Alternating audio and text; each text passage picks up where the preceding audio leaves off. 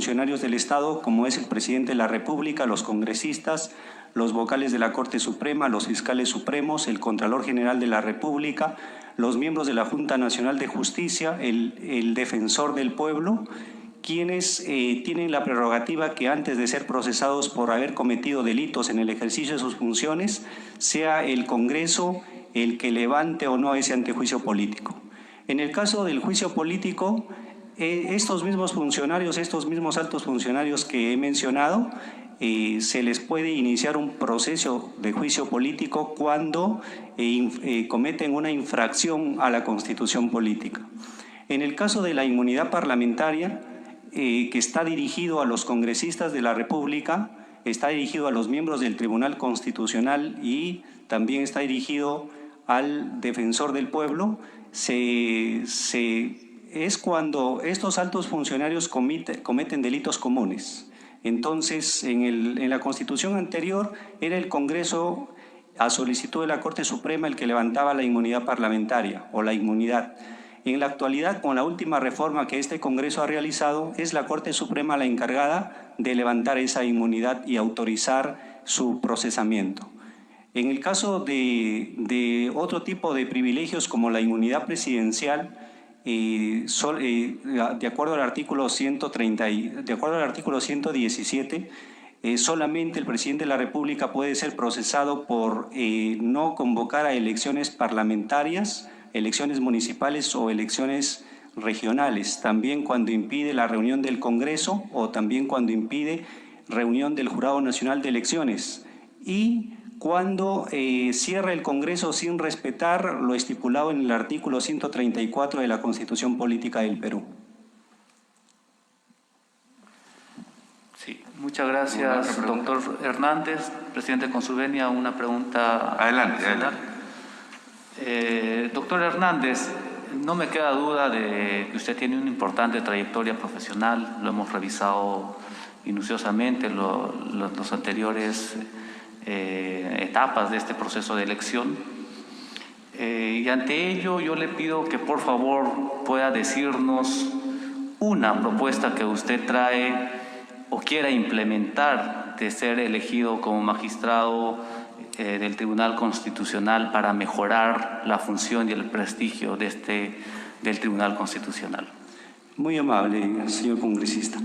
Teniendo en cuenta que el Perú no es solamente Lima, sino el Perú es también las provincias, el Perú profundo, teniendo en cuenta que todos esos procesos constitucionales de habeas corpus, amparo, habeas data y procesos de cumplimiento también se inician en los juzgados civiles o penales de los departamentos y llegan al Tribunal Constitucional. Entonces una de las propuestas sería que se lleve a cabo la vista de la causa del recurso de agravio constitucional en los departamentos, en los diferentes departamentos del Perú. Ese es por un lado. Por el otro lado, el Tribunal Constitucional a veces emite sentencias demasiado largas, de 100 páginas, 150 páginas, ¿no?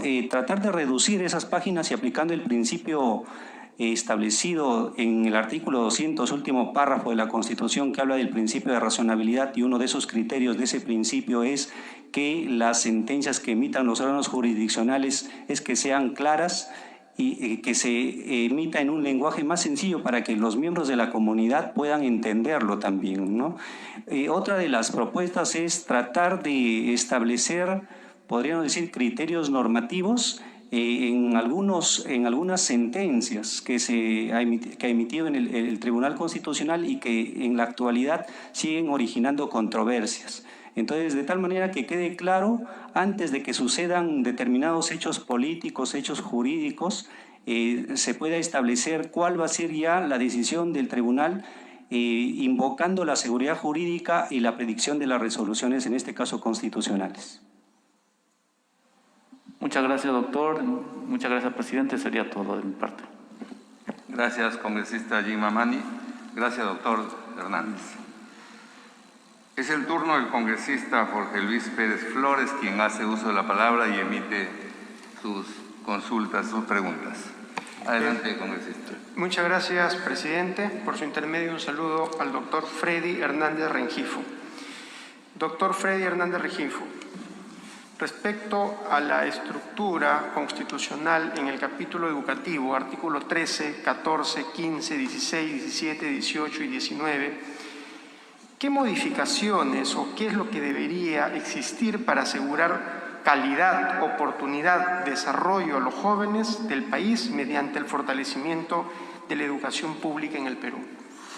Bueno, importante destacar, aprovechando la pregunta, importante destacar la última reforma constitucional que este Congreso ha realizado respecto al incremento del 6% del PBI al sector educación. Con ese incremento va a permitir mejorar la educación pública tanto en el nivel inicial, primario, secundario, universitario y tecnológico. Teniendo en cuenta los artículos antes mencionados, me parece que la mejor forma de mejorar la educación es invirtiendo en infraestructura y también invirtiendo en la capacitación de los docentes. Y para eso se podría hacer una reforma en el sentido de que el Estado debe tomar una prioridad en la infraestructura, en los centros educativos a nivel nacional. Se debe apoyar en el sentido de que los sueldos de los profesores de primaria, secundaria, tecnológicos y universitarios también se puedan incrementar teniendo en cuenta la capacidad meritoria del docente, ¿no? Es decir, si investiga, tiene grados, si se capacita constantemente, si el desempeño de los estudiantes establecen que ese profesor es un excelente, entonces también se le tiene que retribuir. Y definitivamente, como la Constitución no es una norma, podríamos decir, reglamentaria, sino básicamente es una norma principista, entonces se tendrían que establecer parámetros generales que pueda regular esta mejora en la educación, tanto en infraestructura como en capacitación de los docentes. Perfecto. Muchas gracias, doctor Hernández.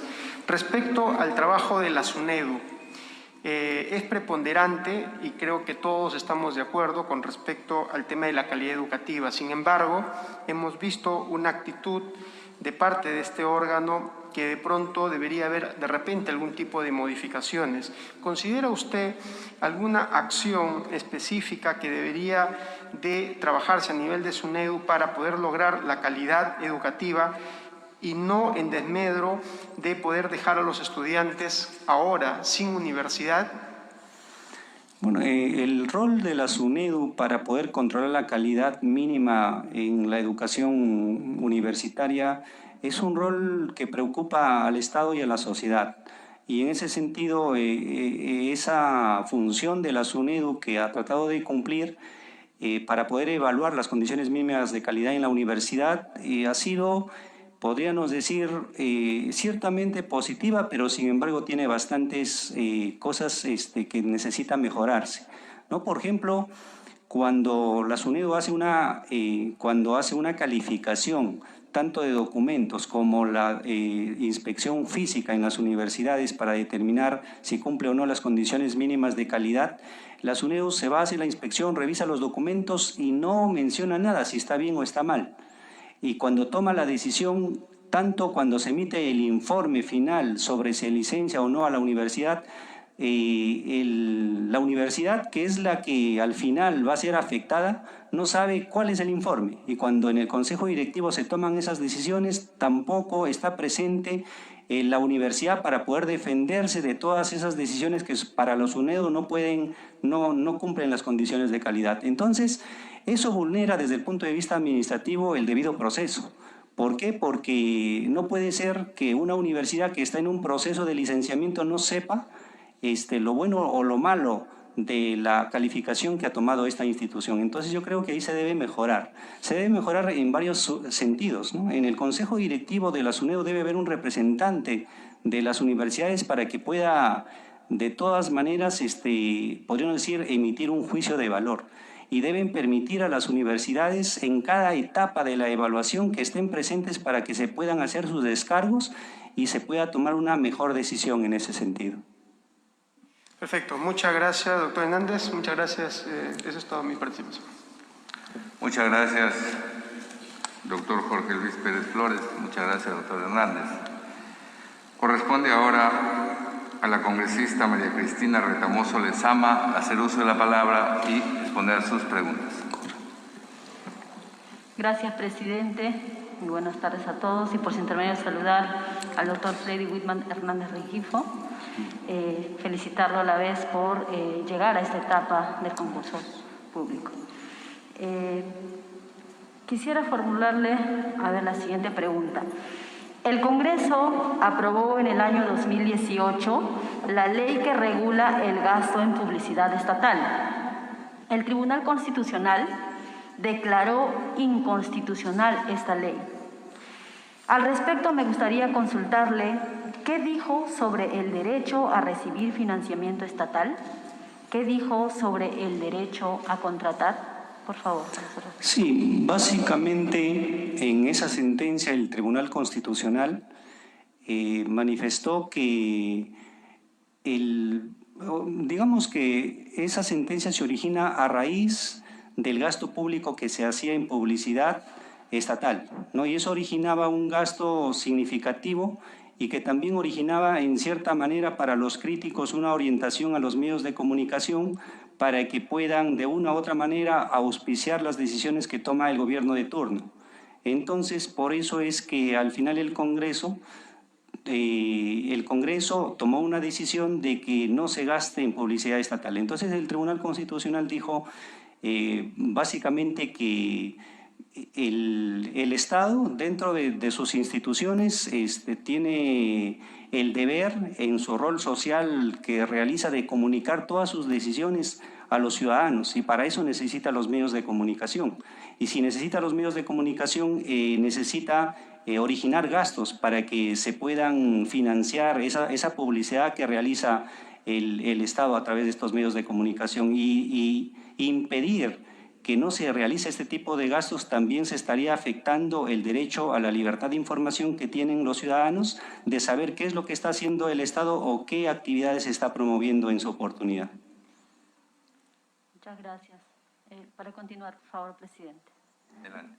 Sí, adelante. ¿Cuáles son las finalidades de los procesos constitucionales?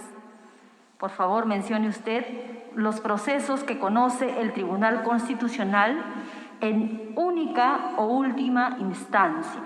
Por favor. Correcto. Entiendo que son dos preguntas. Voy a desplazarme en las dos preguntas.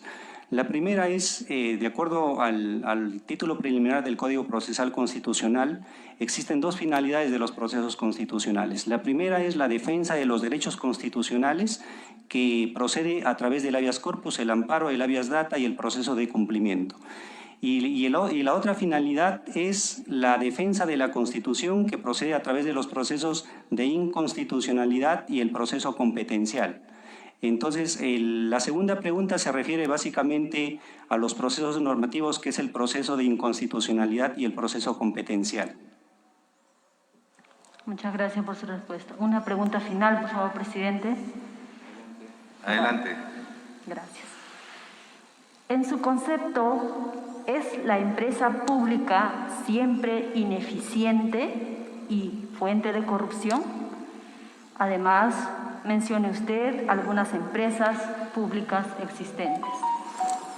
No, yo considero que las empresas públicas también son eficientes. Claro, no todas. En la época del 90, la mayor parte de empresas estaban quebradas y se acusó de que la empresa del Estado no funciona y se consideró de que eso era una mala idea.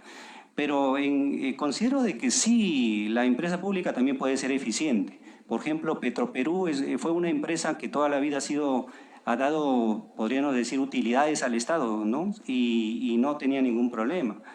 Por ejemplo, la Telefónica, en la época antes que se privatice, también era una empresa que trataba de extenderse. Lo que pasa es que necesitaba tecnología y necesitaba capitales para que se pueda expandir, como después cuando se vendió se expandió. Entonces, las limitaciones que tiene el Estado básicamente son el aspecto de corrupción que tienen los funcionarios públicos, que no permiten que podríamos decir que esa empresa se convierta en eficiente, en primer lugar. En segundo lugar, se necesita que a esa empresa se haga una inversión y podríamos decir, se inyecte tecnología. pero también hay que mencionar que las empresas, hay instituciones, dejo de lado un poquito las empresas para dar ejemplos de las instituciones, porque debido podríamos decir, al aspecto de subsidiariedad, está prohibido que el Estado en la actualidad pueda pueda realizar actividad empresarial, y solamente lo hace cuando los privados no lo pueden hacer, ¿no? Como está prohibido, no hay entonces ejemplos que podamos dar en forma clara, ¿no? Sin embargo, podemos mencionar instituciones eficientes. Por ejemplo, tenemos instituciones eficientes como registros públicos, la SUNAT, como por ejemplo la Contraloría General de la República, ¿no? Instituciones que tienen otra tecnología y otro trato, ¿no? Tienen un trato diferente en el sistema remunerativo, por ejemplo, de su personal, seleccionan mediante concurso y muy riguroso a su personal, entonces se convierten en instituciones eficientes. Por lo tanto, sí se puede construir empresas del Estado eficientes. Muchas gracias por su respuesta. Gracias, presidente. Concluido. Gracias, congresista Retamoso. Gracias, doctor Hernández. Corresponde ahora el uso de la palabra a la congresista Tania Rodas para que haga sus preguntas. Gracias, señor presidente. Buenas tardes, doctor Freddy Wilman Hernández Rengifo. Con su venia paso a hacer mis respectivas preguntas, señor presidente. Doctor Hernández, uno de los aspectos más importantes para la creación y la innovación es el derecho de la propiedad intelectual. ¿Cómo evalúa usted el trato que le otorga la Constitución? ¿Y cuál es el rol de Indecopi? La propiedad intelectual, me dijo, ¿digo? Exactamente, Correcto, doctor correcto. Hernández. Muy bien.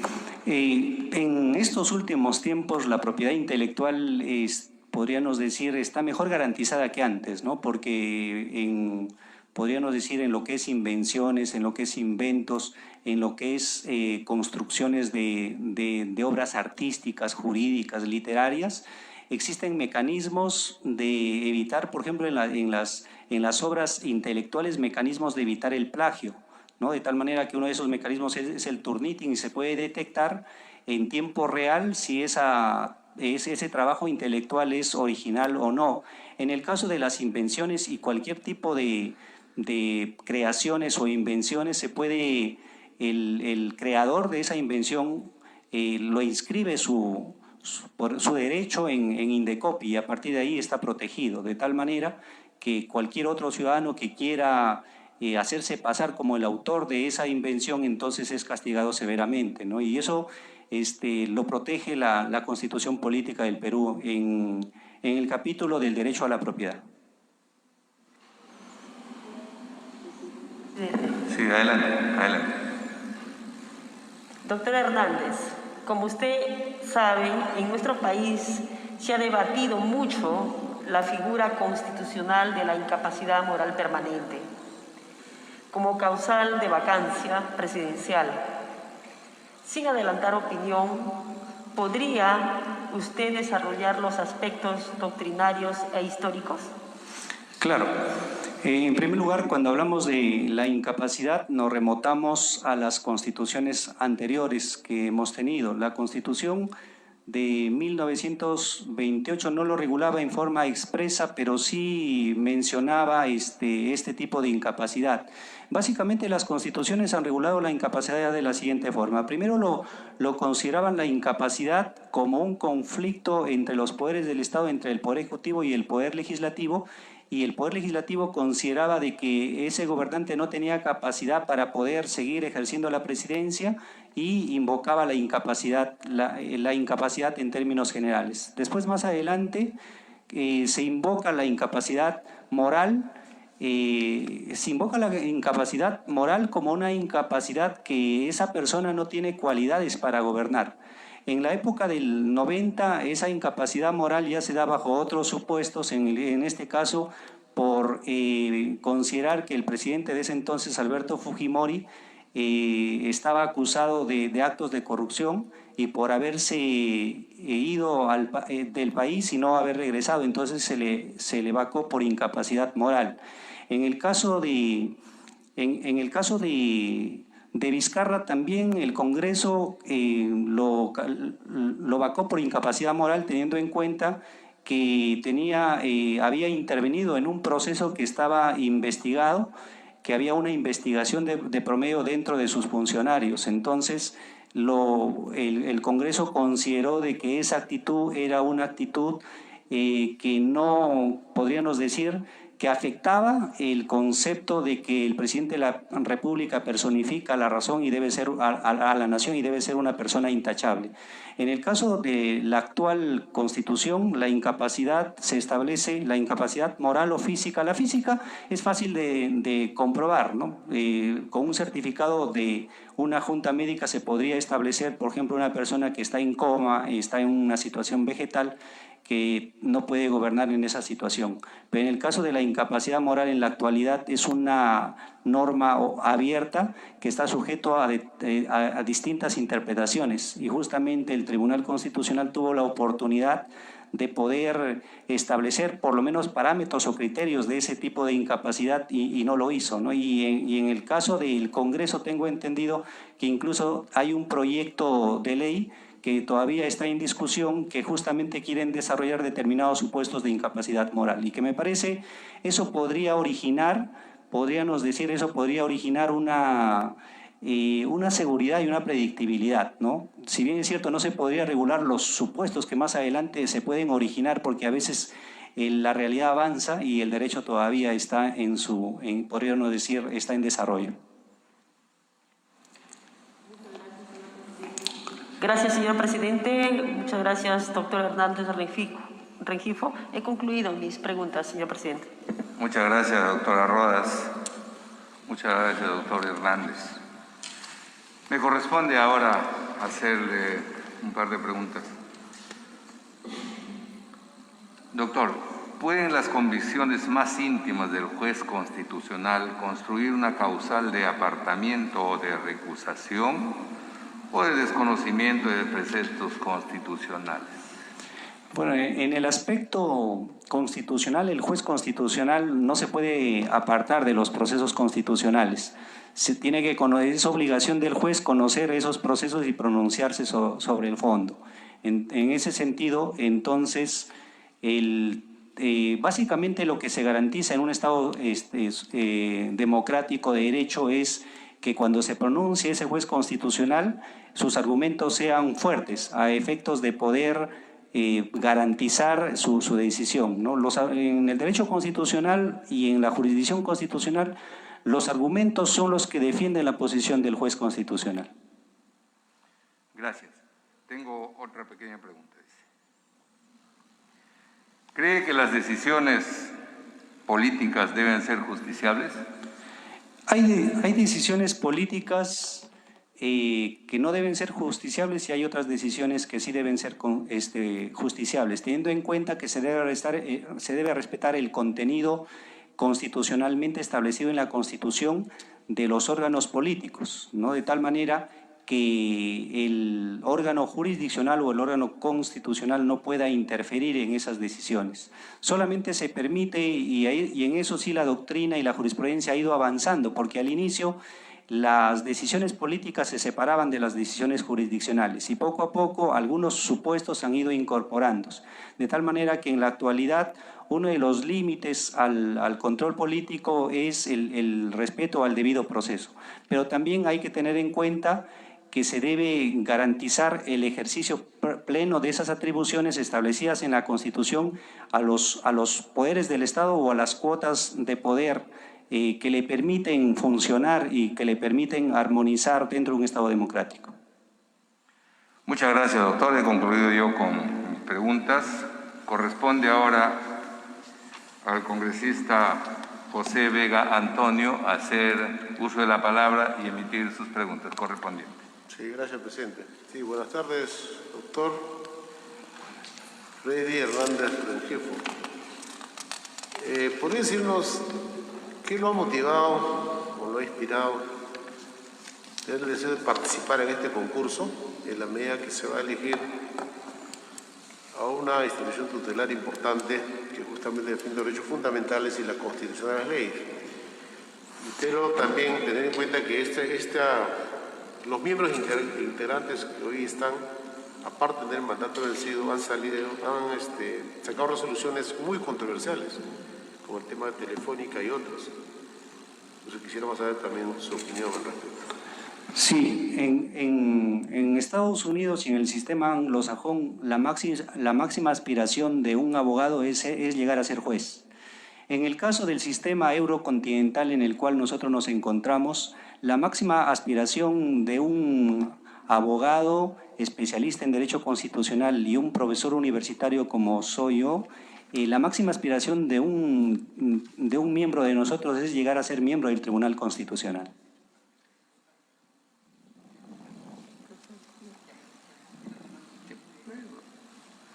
Gracias, doctor Hernández. Gracias, congresista Vega Antonio. Doctor, hemos terminado con el rol de las 9 preguntas hechas por los 9 miembros de esta comisión especial. Le deseamos mucha suerte en esta etapa y le agradecemos también por la confianza que tiene en esta comisión, que consideramos marca un hito en la historia jurídica del país al elegir a los miembros del Tribunal Constitucional en forma meritocrática y hacer de que este concurso sea totalmente transparente y de la forma más celera posible. Muchísimas gracias. Puede usted retirarse. Muchas gracias, señor presidente. Muchas gracias, señores miembros de la comisión especial.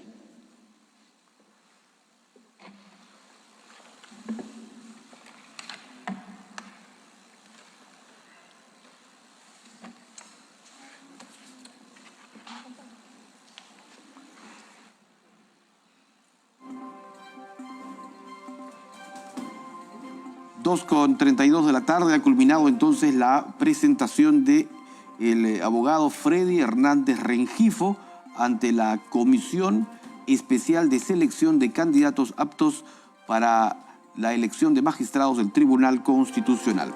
Como se sabe, este grupo legislativo durante los últimos 3 días viene realizando entrevistas personales a los 17 postulantes que luego de todo un proceso han resultado aptos para continuar. Le tocará el turno ahora, de acuerdo al cronograma que fue publicado en el Diario Oficial del Peruano, al abogado y constitucionalista Luis Gutiérrez Tixe, con quien ya la comisión concluye todas las entrevistas a los 17 candidatos, luego de lo cual deberá emitir su informe respecto a quienes de los 17 han calificado. Allí están los integrantes de la comisión deliberando antes de que ingrese el último de los postulantes, reiteramos, Luis Gutiérrez Tixe. Son las 2:33, transmisión en vivo de Congreso Televisión y de Agenda Parlamentaria en esta jornada de hoy, miércoles 23 de junio, actividades vespertinas aquí en el Parlamento Nacional. 2:34. Bien, recordemos que la comisión evaluadora ha iniciado su trabajo el último lunes con entrevistas en doble horario, tanto por la mañana como por la tarde. Lo mismo ocurrió el martes, al igual que el día de hoy. Vamos a contarles también que ya están presentes justamente en el ambiente donde se desarrolla esta sesión, el hemiciclo Raúl Porras Barnechea, los integrantes de la comisión, así como otros que también han participado de manera virtual haciendo las consultas del caso a cada uno de los postulantes. 17 en total son los que quedaron aptos para el desarrollo de esta evaluación. La comisión, durante el pronunciamiento del comunicado que se publicó en el Diario Oficial del Peruano, recordó a los postulantes que de llegar tarde no podrían ser entrevistados, por lo que recomendó llegar 20 minutos antes de la hora para que puedan esperar en la sala de embajadores del Palacio Legislativo. La Comisión Especial Parlamentaria, que selecciona a los aspirantes a ser parte del Tribunal Constitucional, concluye entonces de esta manera ya con esta última entrevista todo el periodo de entrevistas personales a los 17 candidatos aptos para continuar con este proceso, luego de lo cual emitirá, tras las deliberaciones y evaluaciones del caso, su informe respecto a quienes han superado ya este proceso o esta parte del proceso. Son las 2:35 de la tarde, transmisión en vivo de Congreso Televisión. Decíamos entonces que el último aspirante convocado es el abogado Luis Gutiérrez Tixe.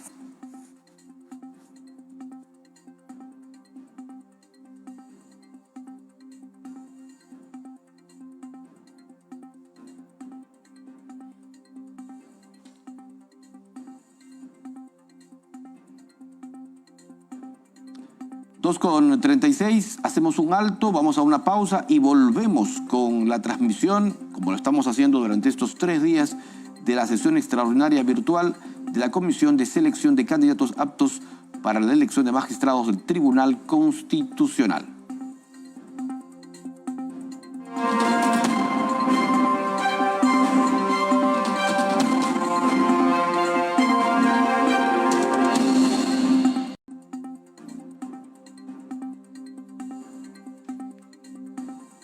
Colegas parlamentarios, vamos a dar inicio a hacer la entrevista personal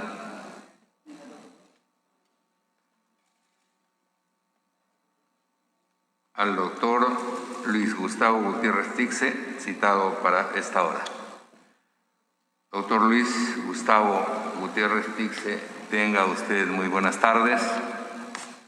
Primero, nuestra felicitación más sincera de todo este grupo de trabajo, este equipo de 9 congresistas que está en esta comisión especial, ¿no? Y también agradecerle la confianza que tiene este equipo de comisión especial que ha hecho todo lo humanamente posible para que este proceso tenga la transparencia como sigue teniendo hasta este momento y la responsabilidad con la que hemos acogido este trabajo que nos encomienda la Constitución Política del país y nuestro Congreso. Tiene usted 1 minuto para su saludo y cualquier otra apreciación que quiera hacer. Muchísimas gracias, señor presidente de esta honorable... Muchísimas gracias, señor presidente de esta honorable comisión. Señores congresistas, soy Gustavo Gutiérrez Tixe, constitucionalista, magíster en Derecho Constitucional por la Universidad Católica del Perú, con estudios en materia constitucional a nivel de posgrado en la Universidad Carlos III de Madrid, en el Congreso de los Diputados de España y en la actualidad a nivel de doctorado en la Universidad de Buenos Aires. En mi carrera soy docente universitario, casi ya por 10 años en la Universidad San Martín de Porres, cerca de 5 en la Universidad Privada Antenor Orrego de Trujillo, y este año he tenido el honor de ser invitado a ser docente en la Universidad San Ignacio de Loyola. También he impartido cátedra a nivel nacional en varias universidades y a nivel académico también he producido algunos libros y artículos especializados, y en el ámbito profesional litigo en materia constitucional, pero el mayor espacio que he tenido ha sido aquí en esta casa que yo siento que es mi casa. Ingresé el año 2001 como auxiliar y concluí mi labor en el Parlamento como asesor principal el año 2016. He estado en las comisiones de Constitución y de Justicia como asesor principal. He sido jefe de la Oficina de Defensa de las Leyes del Congreso de la República y por tanto conozco el foro parlamentario y lo respeto, y es precisamente esa la razón que me motiva para poder presentarme ante el Tribunal Constitucional, porque considero que es una instancia que forma parte del sistema de poder y que debe guardar bastante armonía con todo el sistema de reparto funcional de competencias. Muchas gracias, doctor, por sus palabras. Vamos a dar inicio entonces a su entrevista. Corresponde, por orden alfabético, al congresista doctor Dieter Columbus Murata hacer el uso de la palabra y emitir sus preguntas. Me ha enviado vía virtual sus preguntas, el cual se ha encargado la presidencia para que se los haga. Está él en el Microsoft Teams. Doctor, ¿cree que la emisión de sentencias del Tribunal Constitucional que declaran la inconstitucionalidad de normas por conexidad generan problemas a los operadores legales? ¿Cree que la inconstitucionalidad por conexidad debe mantenerse tal cual o amerita ciertas precisiones? Fíjense que el rol de los intérpretes y operadores de la justicia ha cambiado bastante en los últimos 50 años. No solamente no tenemos que sujetarnos a lo que establece la norma legal, sino además la interpretación y el sentido tuitivo de los tribunales jurisdiccionales.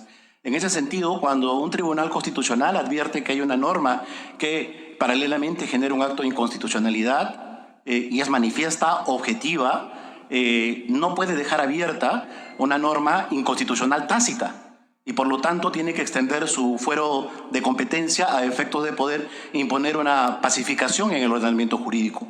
Por tanto, desde esa perspectiva, no considero que genere un problema, sino todo lo contrario, colabora en el sistema de reparto funcional para optimizar el sistema jurídico. Ahora bien, toda atribución donde haya un ámbito de discrecionalidad, hay un margen de exceso. Y eso, en todo caso, debe ser materia de el establecimiento de parámetros que el propio tribunal lo puede hacer o el propio legislador, que finalmente, en una modificación al código, podría plantear algunos mecanismos alternativos que corrijan cualquier tipo de exceso, ¿no? Muchas gracias, doctor. Tengo una segunda pregunta.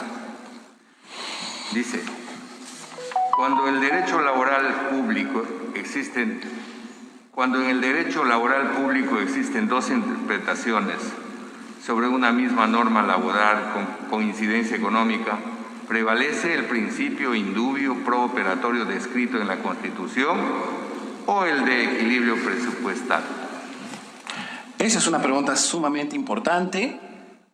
Yo creo, en principio, que el legislador tiene todo el derecho para poder legislar de manera abierta e inclusive más allá de los márgenes de la Constitución. Para eso está el Tribunal Constitucional, para en caso haya un exceso, finalmente corregir ese exceso y tratar de establecer una paz constitucional a través de una ponderación de bienes en conflicto. Si hay un conflicto entre un derecho laboral y un principio presupuestal, lo que tiene que haber acá es un equilibrio, un test de proporcionalidad a efecto de poder distinguir si es posible o no es posible atender una demanda de naturaleza social.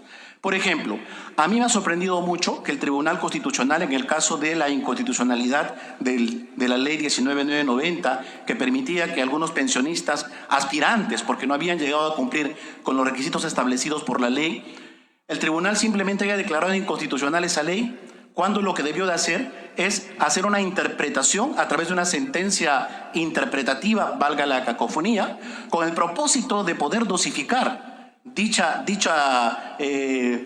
mandato legal y no dejar en la indefensión a miles de pensionistas.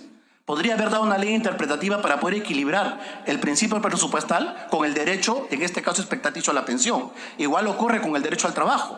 Si es que hay una aspiración laboral de por medio y hay un gasto presupuestal que puede ocasionar un perjuicio para el equilibrio fiscal, definitivamente lo que tiene que haber aquí es una ponderación. No se puede afirmar categóricamente para uno ni otro lado. Tampoco lo podría hacer tomando en cuenta que aspiro a ser magistrado del Tribunal Constitucional y podría tener un caso como ese, pero creo que el Tribunal Constitucional no se debe de plano considerar reacio a una aspiración social, sino todo lo contrario. La tendencia debe ser a tutelar el derecho. Si es que hay un exceso, tratar de corregirlo y solamente cuando sea irremediable, declarar la inconstitucionalidad de una norma. Muchas gracias, doctor. Corresponde ahora al congresista César González Tuanama hacer el uso de la palabra y presentar sus preguntas. Muchas gracias, presidente, y buenas tardes al señor postulante. Claro y conciso, por favor, de manera resumida, por favor, voy a necesitar la respuesta. Debido a su amplia experiencia en materia constitucional, la pregunta es la siguiente. ¿quién se encuentra legitimado o quiénes para interponer la demanda en el proceso de habeas corpus? Explique, resumido, lógicamente, el origen histórico, jurídico, doctrinario del proceso en mención. Gracias. Muchas gracias, congresista Tonama. Me va a ser un poquito complicado ser breve, pero porque realmente un constitucionalista es un apasionado del habeas corpus. El habeas corpus es uno de los grandes procesos que tutela la libertad individual y por lo tanto yo considero de que no debiera haber ningún tipo de restricción para el uso del habeas corpus. Distinto es que haya malos jueces que emplean ese rol constitucional que tienen de proteger la libertad individual para conceder libertades mal habidas. Pero eso no significa que se deba aminorar o mutilar un proceso tan relevante que germinó en el constitucionalismo medieval en Inglaterra y que ha pasado por el constitucionalismo democrático como un mecanismo para defensa frente a la arbitrariedad, frente al abuso de poder, frente al exceso de quien tiene el poder en sus manos y puede privar de la libertad a un ciudadano, un policía, un militar, una autoridad judicial. Por lo tanto, el habeas corpus es un proceso trascendental. Y precisamente por ser un proceso de tan trascendencia es que nuestro modelo constitucional, siguiendo la Convención Americana de Derechos Humanos y la tradición histórica, permite que este sea dactio populis. Es decir, lo puede interponer cualquier ciudadano e inclusive nuestro modelo permite que los adolescentes puedan interponer un habeas corpus. Y en Colombia los niños. Es decir, porque también pueden ser privados de su libertad y por tanto creo que hay que hacer modificaciones, sí, pero para efectos de poder controlar la idoneidad del magistrado que tiene en sus manos cuando ejerce justicia constitucional, no solamente la valoración de la norma, sino también de los principios, de los valores y de la cultura constitucional de un pueblo. Por eso que es importante la selección de quien representa la justicia, que creo que es el punto central de donde tendríamos que enfocarnos. Muy bien, ha tratado de ser bien conciso. Ha culminado mi participación, presidente. Muchas gracias, señor participante. Gracias. Gracias, congresista González. Gracias, doctor Gutiérrez. Corresponde ahora al congresista José Luis Luna Morales hacer uso de la palabra y emitir sus interrogantes. Gracias, presidente. Buenas tardes con nuestro participante. ¿Cuál es su posición respecto a la emisión de dispositivos legales que otorgan exoneraciones tributarias? ¿Cuáles deberían ser los parámetros que deben observarse a fin de garantizar el interés del Estado? Bueno, las exoneraciones tributarias son parte del jus imperium del Estado. El Estado puede imponer tributos y también puede conceder exoneraciones. Las exoneraciones se entiende que son posibles en la medida que contribuyan a una finalidad del Estado. Por ejemplo, en materia educativa, cuando le concede a las universidades la posibilidad de que estos puedan revertir parte del impuesto a la renta a efectos de mejorar la infraestructura y la calidad académica. Y en materia de empresarial, igual, en tanto en cuanto produzcan o traigan tecnología importante para el desarrollo de nuestra industria. Yo creo que ahí hay un margen de optimización de esa permisión constitucional que le corresponde al legislador.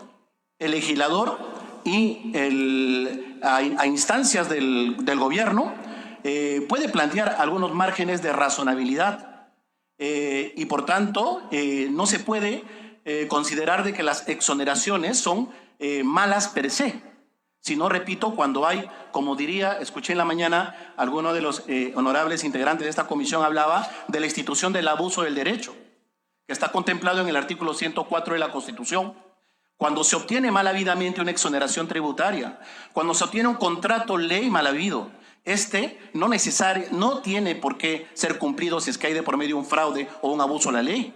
Y por tanto puede ser severamente cuestionado a nivel de un arbitraje o a nivel de un tribunal judicial. En ese sentido, reitero, no hay una suerte de prevalencia absoluta de un derecho ni de un beneficio en lo absoluto, sino tienen que estar claramente balanceados y por lo tanto hay mecanismos también para poder equilibrarlos en aras a la atención de los intereses estatales. Presidente, He terminado mi participación. Muchas gracias, congresista Luna. Gracias, doctor Gutiérrez. Corresponde ahora el uso de la palabra al congresista Jean Ali Mamani y hacer sus respectivas preguntas. Adelante, congresista. Muchas gracias, señor presidente. Muy buenas tardes. Buenas tardes, congresista. Señor Gustavo Gutiérrez Tixe, candidato al Tribunal Constitucional, y felicitar que haya llegado a esta importante etapa también. Doctor Gutiérrez, mucho se ha hablado en estos últimos meses sobre la posibilidad de hacer una nueva constitución a través de una asamblea constituyente. Ahora, en cuanto al mecanismo para ello, existen diversas posiciones. En ese sentido, agradecería que nos pueda explicar y sobre todo argumentar cuál o cuáles son las vías constitucionales o legales para que se pueda generar una asamblea constituyente que reemplace la Constitución actual. Muchas gracias, congresista, por esa pregunta tan importante de coyuntura y me excuso si es que en algún momento no me pronuncio por el tema de fondo, tomando en cuenta que puede haber de por medio también una demanda al respecto, pero sí creo que conceptualmente, porque lo he escrito antes de postular a este concurso, en el sentido de que yo considero que en un Estado constitucional no hay poderes absolutos. Todos los poderes desde que surge la Constitución son constituidos, son limitados y cada uno tiene un reparto funcional de competencias. En ese cuadro de poderes constituidos hay dos que se constituyen en órganos de cierre: el poder que interpreta la Constitución y el poder que reforma la Constitución. El poder que interpreta la Constitución es el Tribunal Constitucional y el poder que reforma la Constitución es el Congreso de la República. Cuando ejercen ese rol son órganos de cierre y por tanto, a mi criterio, son irrevisables. En ese orden de ideas, cuando la Constitución asigna una función, esa función tiene que sujetarse por el procedimiento constitucionalmente establecido. Por tanto, la Constitución habilita claramente en el artículo 206 una fórmula para reformar la Constitución. Constitucionalmente, y lo tengo que decir abiertamente, como diría el diputado por Paita, don Miguel Grau Seminario, el único caudillo al que reconozco es a la Constitución. La Constitución no consagra una asamblea constituyente. Por lo tanto, si es que se quiere encaminar por esa vía, tendrá que haber una reforma constitucional de por medio. En tanto en cuanto lo que a un constitucionalista le corresponde defender, y más aún un magistrado del Tribunal Constitucional, que es un poder constituido, que está sujeto a lo que dice la Constitución, tiene que defender el imperio de la constitucionalidad. Por tanto, no desconozco esa viabilidad o esa posibilidad. De hecho, cuando se acortó el mandato presidencial de Valentín Paniagua, del presidente de Valentín Paniagua, como consecuencia de la sucesión presidencial, se acortó el mandato parlamentario. Pero para llevar a cabo eso, se hizo correctamente conforme a los parámetros constitucionales. Se reformó la Constitución, se incorporó una disposición final a la Constitución. Entonces, siempre la vía tiene que ser la Constitución, porque eso nos hace ciudadanos y nos hace garantes de un Estado constitucional. Muchas gracias por la respuesta. Presidente, con su venia, si podría hacer una pregunta más. Muchas gracias. No, congresista. Doctor Gutiérrez, ¿cuál cree usted que debería ser el perfil y la actuación de un magistrado del Tribunal Constitucional? Esa es una pregunta bastante interesante, congresista Mamani. Fíjense usted que y a veces se confunde bastante el rol del juez constitucional, pero la gente, la ciudadanía no conoce que el Tribunal Constitucional surge de las entrañas del Parlamento. Cuando Kelsen, en 1919, se encargado de elaborar el anteproyecto de la Constitución de Austria, Kelsen idea un órgano ad hoc que tenga el mismo nivel que el Parlamento. Por tanto, mientras el Parlamento es un legislador positivo, el Tribunal Constitucional es un legislador negativo. Es decir, es una suerte de pequeño Senado que coadyuva a optimizar el rol que cumple el Parlamento. No es un poder por encima del Parlamento. Es un poder que colabora con el Parlamento para salvaguardar cualquier exceso que supere los cánones constitucionales. Y solamente en la medida de que no pueda salvaguardar esa normatividad constitucional, declararla inconstitucional. Eso por un lado. Por lo tanto, el juez constitucional no es un juez del Poder Judicial. No es un juez que está sujeto a un parámetro técnico únicamente, sino también tiene un alto nivel de valoración política. Por eso es que lo elige el Congreso.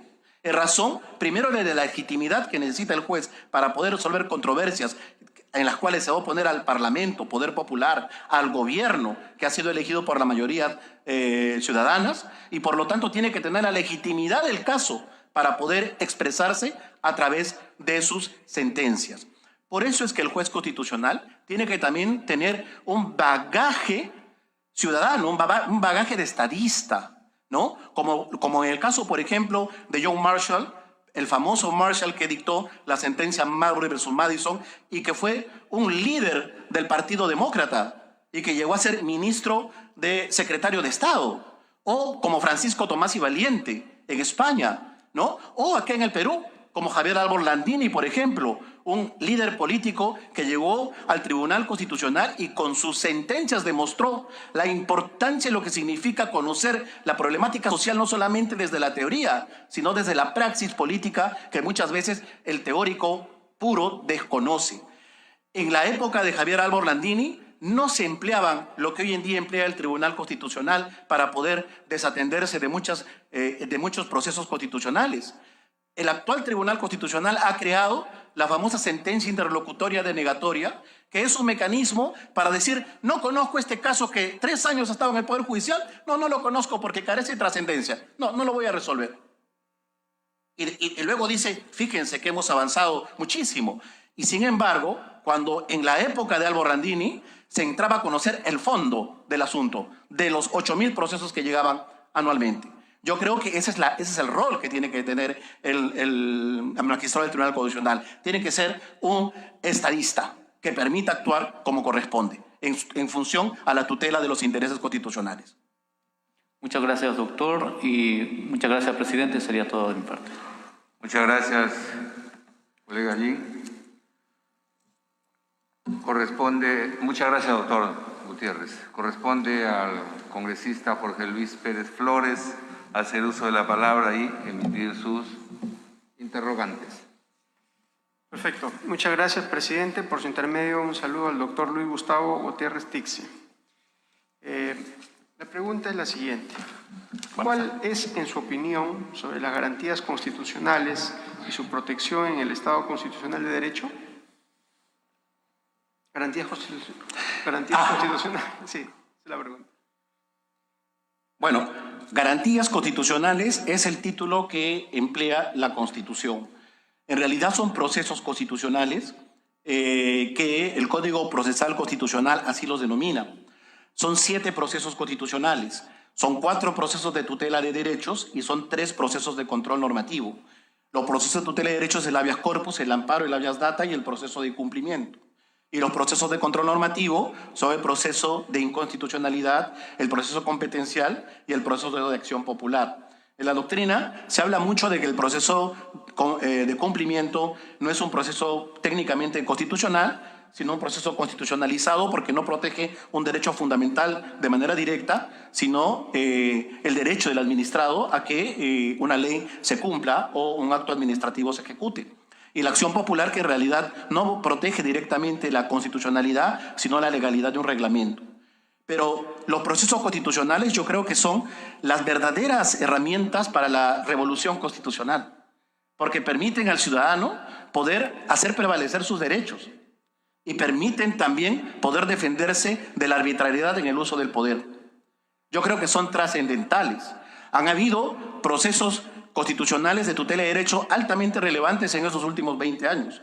El caso de Anelía Sanca Mesa, la señora que reclama tutela de derecho a la salud, en razón de que es una persona que tiene VIH-Sida y cáncer terminal, pero sin embargo la administración pública fría e insensible no le provee medicinas porque es una persona pobre y no tiene seguro social. A través del amparo, la señora obtiene tutela de derechos a efectos de que el Estado no sea insensible y no postergue para las calendas griegas los derechos económicos, sociales y culturales, y le otorga atención a efectos de que pueda cautelarse su salud.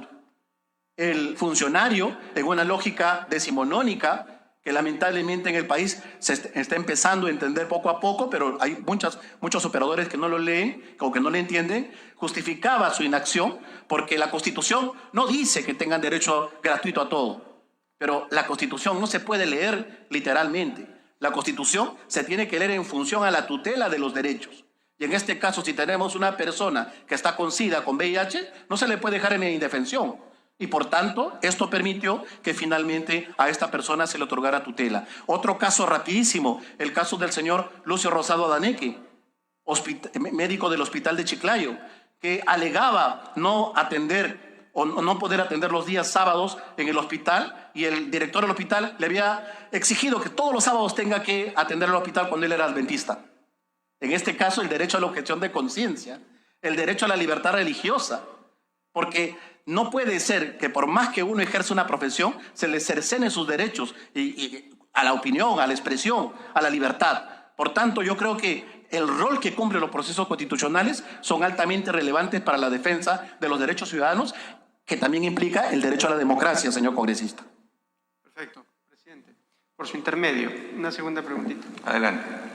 ¿Cuál debe ser el rol del magistrado del Tribunal Constitucional en la reforma de la Constitución? Qué interesante pregunta, gracias, señor congresista. Fíjese, el año 2008, promedio, no recuerdo exactamente, tuve la oportunidad de ser editor de un libro con el profesor Domingo García Belaúnde, de un maestro mexicano, del profesor Jorge Carpizo, que hay una edición en el Perú que se llama El Tribunal Constitucional y sus límites. Y en ese libro el maestro decía que el control de la reforma constitucional no es de competencia de ningún poder constituido ni del Tribunal Constitucional, salvo una Constitución así lo exprese taxativamente. Porque si no lo expresa, el Congreso, cuando reforma la Constitución, se convierte en un órgano de cierre. La única posibilidad de control es el aspecto formal, es decir, el procedimiento. Si es que se aprueba una reforma constitucional con un número inferior de votos, si es que no se aprueba con las dos legislaturas sucesivas, etc. Pero el tema de fondo no puede ser objeto de cuestionamiento. Puedo discrepar de alguna disposición constitucional, pero siendo juez de la Constitución, yo no soy un creador, no soy un constituyente, soy un guardián de la Constitución. Por tanto, lo que el poder constituyente originario o el poder constituyente derivado, que son ustedes, me encargan en la Constitución, como juez constitucional me corresponde cautelar. Porque tengo que prescindir inclusive de mis aspiraciones ideológicas o doctrinarias, porque me convierto en un juez de la Constitución.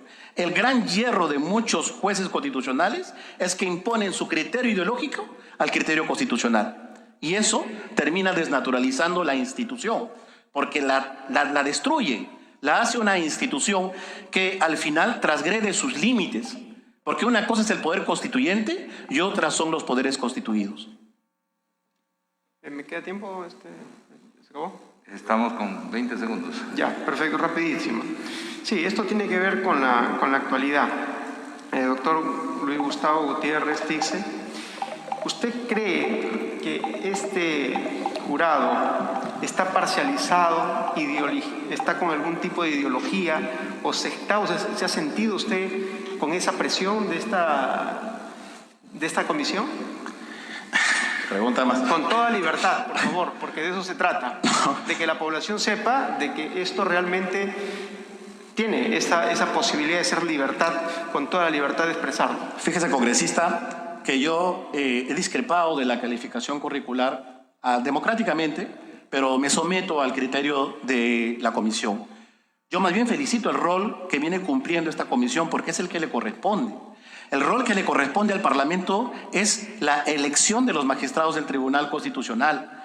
Y cuando incumplen sus deberes es precisamente cuando se deslegitiman las instituciones.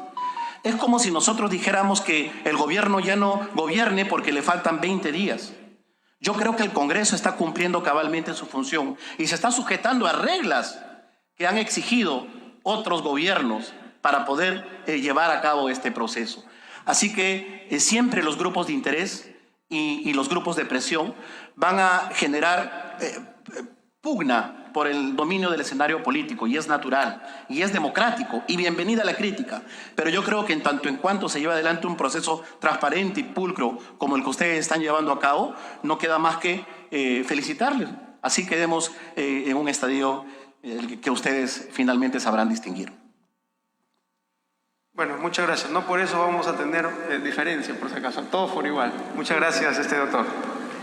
Gracias, doctor Gutiérrez. Gracias, congresista Jorge. Lo digo por convicción, ¿no? Sí. Muy bien, muchas gracias, doctor. Le deseamos mucha suerte en este proceso, sinceramente. Corresponde ahora a la congresista María Cristina Retamoso Lezama hacer uso del micrófono para hacer sus preguntas correspondientes. Gracias, presidente. Por su intermedio, saludar al doctor Luis Gustavo Gutiérrez Tixe y también felicitarlo por llegar a esta etapa del concurso. Muchas gracias. Formulo la pregunta. El Tribunal Constitucional, en el caso Giuliana Yamoja, delimitó el derecho a la motivación de las resoluciones judiciales. Al respecto, el tribunal mencionó los supuestos en los que este derecho se vulneraba. Por ejemplo, uno de los supuestos mencionados por el tribunal es el caso de la motivación aparente.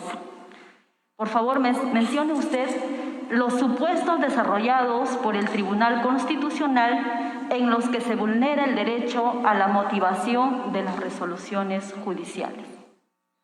Muchas gracias, señora congresista. En realidad es una sentencia bastante antigua. Es el caso de Giuliana Yamoja que, en efecto, marcó una pauta para el control de las resoluciones judiciales, que en muchos casos también pueden generar un acto de arbitrariedad, convirtiéndose el habeas corpus en un remedio trascendental a efectos de poder garantizar la libertad individual.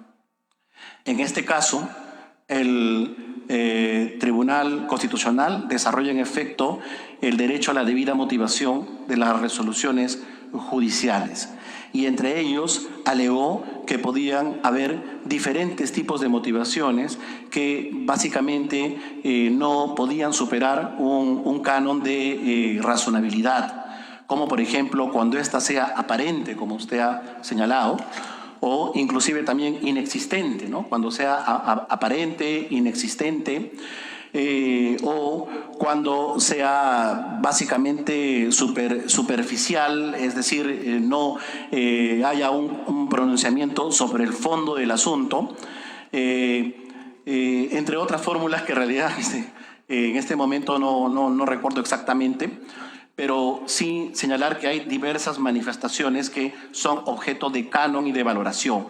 ¿Bajo qué estructura, en todo caso? En la medida que la resolución judicial que alega una condena y una privación de la libertad individual no esté sujeto a una estructura lógica que permita realmente generar certeza en la asignación de una pena.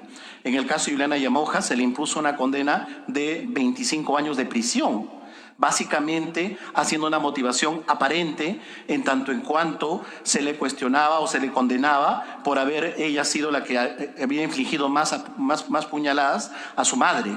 Sin embargo, eso para el tribunal no era todo. ¿Por qué? Porque se tenían que evaluar otros hechos. Si, por ejemplo, esas apuñaladas le tenían un ánimo de letalidad, es decir, se iban a matar o a defenderse. Por lo tanto, el tribunal consideró que aquí no había una adecuada motivación y lo que hizo fue declarar fundada la demanda y ordenó que el Poder Judicial emita un nuevo fallo que finalmente lo dio y le redujo la pena a 12 años de prisión. Esta sentencia ha marcado un importante precedente porque a partir de entonces se exige a los jueces que tengan un canon básico de argumentación, porque muchas veces uno de los problemas con los que nos sujetamos los justiciables es contra las sentencias, estas sentencias plantilla. a través del cual básicamente resuelven casos. Por lo tanto, la motivación se convierte en un derecho garantía sumamente relevante de la función jurisdiccional. Gracias. Por favor, presidente, para continuar. Gracias. Tiene 2 minutos, ¿no? Bien. El Tribunal Constitucional, en la sentencia conocida como la hoja de coca, demanda de inconstitucionalidad interpuesta por el presidente de la República ante unas ordenanzas del gobierno de Cusco y Huánuco, hace un desarrollo del artículo 190 de la Constitución. Al respecto, desarrolla 2 principios fundamentales de la descentralización: el principio de taxatividad y el principio de residualidad de las competencias. Por favor, desarrolle usted los 2 principios. También es una sentencia bastante antigua, me parece que es en el año 2000, cuando el presidente del Consejo de Ministros era el señor Carlos Ferrero Costa, y es un litigio porque el gobierno regional del Cusco declaró la liberalización de la hoja de coca, acto que fue seguido por Huánuco, por el gobierno regional de Huánuco y si mal no recuerdo, de Puno también. Entonces se discutió la asignación taxativa de competencias del gobierno central y de los gobiernos subnacionales, en este caso las regiones, ¿no? A quién le correspondía la política del uso y del consumo de coca. Si le correspondía la regulación al gobierno central o al gobierno regional. Finalmente el tribunal en esta sentencia lo que señala es que le corresponde al gobierno central y por lo tanto la asignación de funciones de gobierno que tienen las regiones son taxativas y tienen que estar establecidas literalmente en sus respectivas leyes orgánicas. En este caso, la ley orgánica de los gobiernos regionales. Por lo tanto, la competencia de la hoja de coca es una competencia nacional y le corresponde al gobierno central. Gracias. Presidente, una pregunta final, por favor. Sí, adelante. Gracias. ¿Qué competencias exclusivas tiene el Poder Ejecutivo según la ley orgánica del Poder Ejecutivo? ¿Qué competencias compartidas tiene con los gobiernos regionales?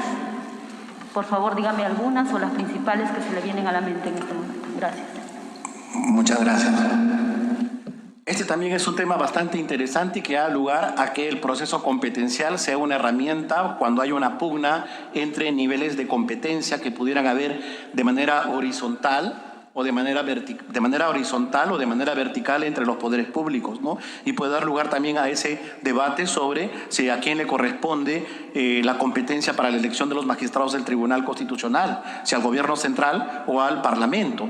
Igual hay casos en los cuales se discute si una competencia le puede ser asignada al gobierno central o a los gobiernos regionales o locales. Por ejemplo, las tarjetas de circulación de transporte público a nivel interprovincial, ¿a quién le corresponde? Si a las provincias o en el caso de ciudades grandes, como por ejemplo Lima, la Municipalidad Provincial Metropolitana de Lima o al Ministerio de Transportes, ¿no? Las competencias del gobierno central son bastante amplias, ¿no? ¿Por qué?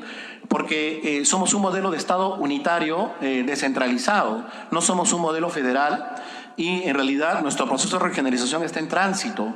Por lo tanto, la asignación de competencias que tienen las regiones y los municipios tiene que estar taxativamente definidas en sus leyes orgánicas. El resto de competencias son del gobierno central. Distinto es en el modelo federal, ¿no?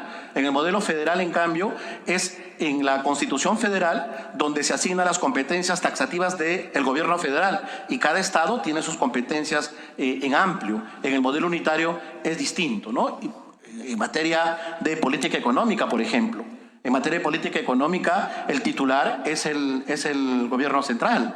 No puede endeudarse sin el consentimiento del gobierno central ninguna región. Tiene que haber un aval regional para que éste pueda endeudarse. Hay materias compartidas en aras de la descentralización, por ejemplo, la educación o la salud, que las regiones tienen direcciones competentes a efectos de poder implementar esas políticas públicas, ¿no? Muchas gracias por su respuesta. Gracias, presidente. Gracias, colega congresista Retamoso. Gracias, doctor Gutiérrez. Corresponde ahora a la congresista Tania Rodas Malca hacer uso de la palabra y exponer sus preguntas. Gracias, señor presidente. Buenas tardes, doctor Gutiérrez Tixe. Con su permiso, presidente, voy a pasar a hacer mis preguntas. Adelante.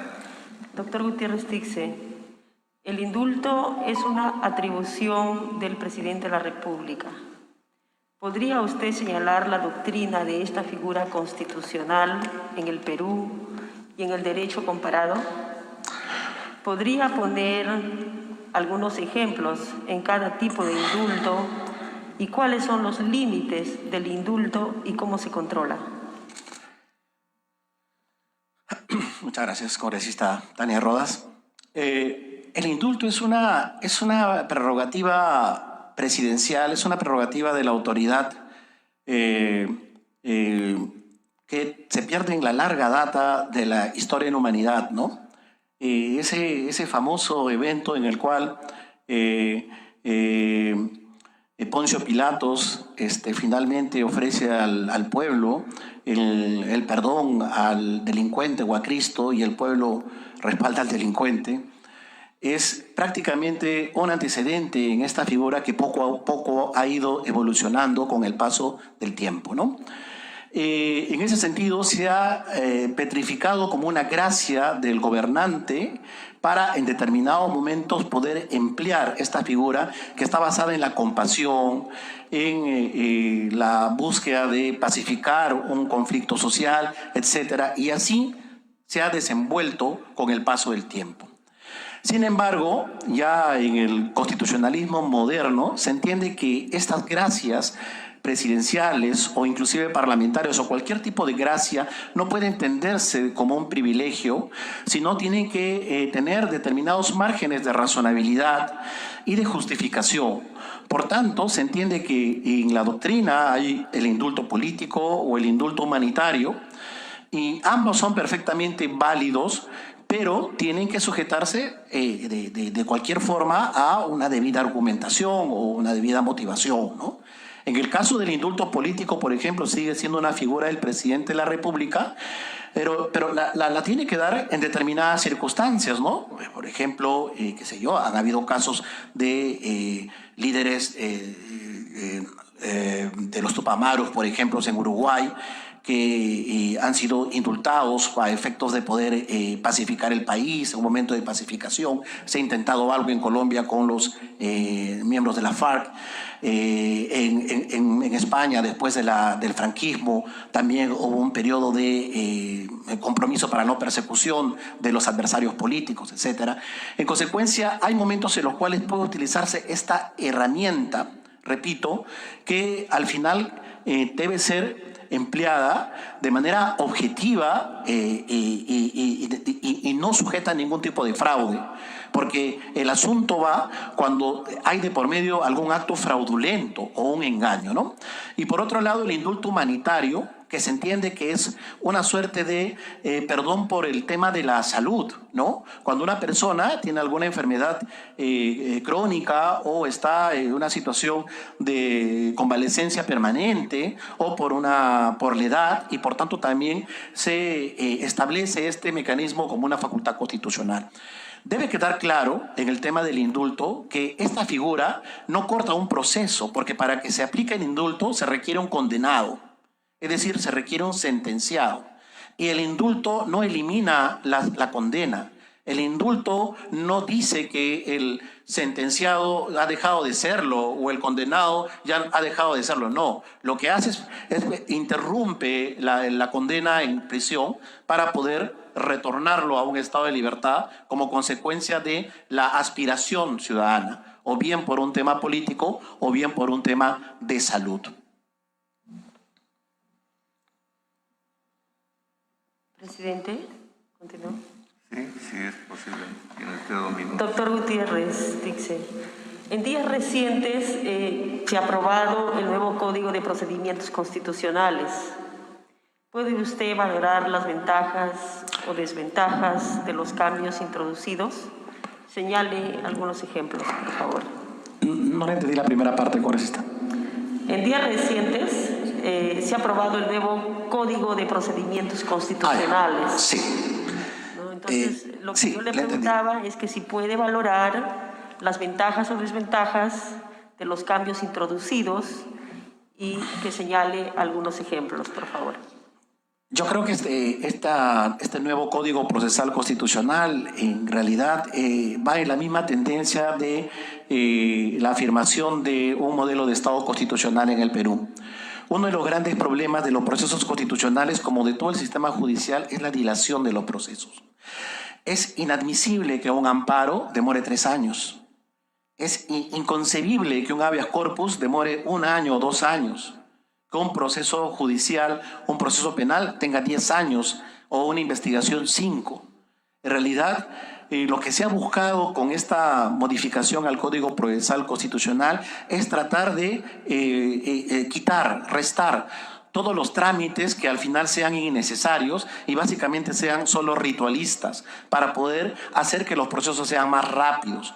Por ejemplo, en nuestro modelo constitucional, en el amparo, había un trámite que se llama la expresión de agravios. Uno, cuando interpone un recurso de apelación, tiene que fundamentar, eso se corre traslado a la otra parte, cuando la otra parte responde, le trasladan nuevamente a la parte y la parte tiene que expresar sus agravios y luego ir a juicio oral. Ya apelaste. Entonces, la expresión de agravios es en los modelos en los cuales tú interpones el recurso de apelación y no fundamentas. Solamente dices, interpongo el recurso de apelación. Entonces, tienes plazo para expresar tus agravios. Todo esto hacía que el proceso se demore por lo menos en la praxis 2 o 3 meses. O sea, eso con este nuevo código se está abreviando. O sea, me parece sumamente importante. Y de otra forma también se están incorporando algunas instituciones desarrolladas por la jurisprudencia del Tribunal Constitucional y algunas suprimiendo, como la que les acabo de comentar, la sentencia interlocutoria denegatoria, que era un freno para el acceso a la justicia constitucional de miles de justiciables, que llegaban con su amparo bajo el brazo, un amparo pensionario, un amparo del trabajo, un habeas corpus por libertad individual, etcétera, y sin embargo el tribunal en la puerta le decía, lo siento, pese a que te han concedido tu recurso agravio, no voy a conocer porque considero que acá no hay discusión constitucional de por medio. Con el nuevo código, el tribunal inmediatamente va a tener que resolver el fondo del asunto. Yo creo que es ciertamente una suerte de afirmación de lo que todos buscamos en el modelo democrático, que es el imperio de la Constitución. Gracias, señor presidente. Gracias, señor Gutiérrez Tixe. He concluido mis preguntas, señor presidente. Gracias. Muchas gracias, congresista Tania Rodas Malca. Gracias, doctor Luis Gustavo Gutiérrez Tixe. Me corresponde ahora hacerle una pregunta. Doctor Gutiérrez, el presidente del Consejo de Ministros puede ser ministro sin cartera y después del presidente de la República es el vocero de la política general de gobierno, según el artículo 123 de la Constitución. ¿Usted cree que en virtud de este dispositivo puede afirmarse que el presidente del Consejo de Ministros se acerca mucho a la figura de un jefe de gobierno? No. Nuestro modelo histórico es un modelo presidencialista que a partir del siglo XX incorpora algunas instituciones del parlamentarismo británico, pero no llega a ser un modelo parlamentarista, es un presidencialismo atenuado y por tanto en realidad los ministros no son ministros, sino son secretarios de Estado y el presidente del Consejo de Ministros tampoco es un premier, sino que por la costumbre le decimos premier, pero en realidad es un funcionario que del más alto nivel que coordina con los ministerios las políticas públicas que se personifican en el presidente de la República. El presidente de la República y los modelos presidencialistas tienen un alto rol funcional. Por eso, precisamente por ese alto rol funcional, debe estar sujeto a un conjunto de controles y de equilibrios en lo que Carlos Bestein denominaría el sistema de pesos y contrafrenos. Por eso es que la necesidad de tener que equilibrar ese poder amplio que tiene el presidente de la República en nuestro modelo, porque básicamente esto, si es que no hay un control, alimenta el cesarismo presidencial, el caudillismo de la figura que se siente todopoderoso. Y por tanto, más bien los mecanismos de control tienen que preservarse, no se pueden maniatar porque en tanto en cuanto hay un alto consenso en la representación nacional, por ejemplo, estos mecanismos de control deben ser activados y operativizados. Y más bien, todo lo contrario, el presidente debe propender a concertar. Quizás habría que hacer, esto ya sería materia de una reforma que ustedes son los responsables, de darle mayor fortaleza al presidente del Consejo de Ministros, ¿no? Pero no es un mini premier, como diría Sahués en el modelo latinoamericano, es básicamente un coordinador. Muchas gracias, doctor Gutiérrez. Corresponde ahora hacer uso de la palabra al congresista José Vega Antonio para formular sus preguntas.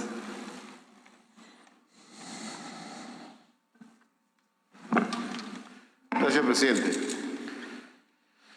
Bienvenido, doctor Luis Gustavo Gutiérrez Tixe.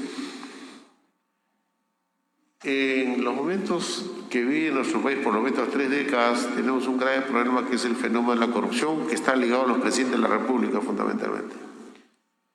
La Constitución establece, entre una de sus causales, la incapacidad moral permanente, que es causal de vacancia. ¿Cuál es su posición jurídica, constitucional, como un estudioso de la Constitución?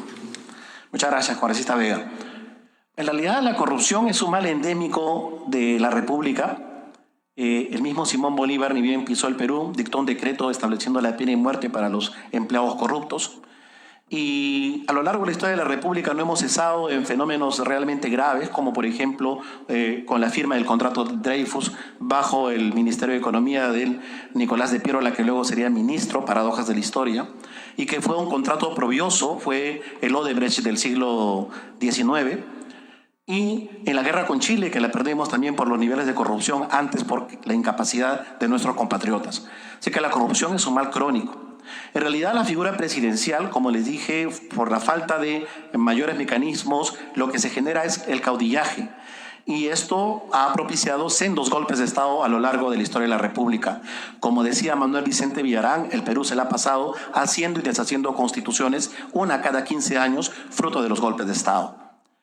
La vacancia es una herramienta importante que hoy en día los parlamentos democráticos la tienen, pero evidentemente tiene que ser utilizado a través de altos consensos en una necesidad de poder solucionar una crisis política en la cual el gobernante no tiene las herramientas ni la capacidad de poder generar gobernabilidad. Porque si un modelo es presidencialista, se entiende que el presidente tiene en sus manos finalmente el dominio del escenario político. Por lo tanto, tiene que apagar cualquier tipo de tensión que pudiera haber para poder gobernar.